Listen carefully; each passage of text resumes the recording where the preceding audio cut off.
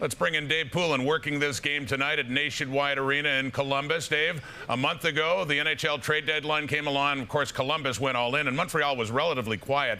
Which team do you think is facing more pressure tonight? Oh, I think it's Columbus, Rod. I think it's been Columbus since the trade deadline. Quite frankly, the expectations are so high. And the decision to keep their own two free agents, Panarin and Bobrovsky, set the bar. And then essentially to double down. Now, Panarin only has one goal in his last 13 games. And Bobrovsky's been just okay with a 7-5 record since the trade deadline. And then they go double down, and bring Matt Duchene in. Well, he has 2 goals since the trade deadline, and Ryan Dzingel, and he's got 3 goals. So I think the expectations are so high. Keith Kincaid was the 5th piece that came in. Andrew McQuaid, the 6th piece. So a lot of pieces came in. It really hasn't meshed the way they were hoping it to. Now, Montreal, a little bit different, brought in Christian Folin, a little bit under the radar right shot D. And they brought in Jordan Wheel, who's been effective on the power play, and Nate Thompson on the penalty kill.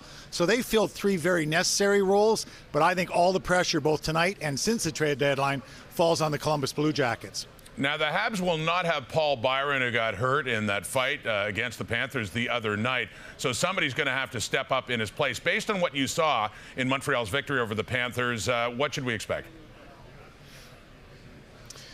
Well, there was a great opportunity on Tuesday night for Jonathan Drouin to step up, and quite frankly, he didn't.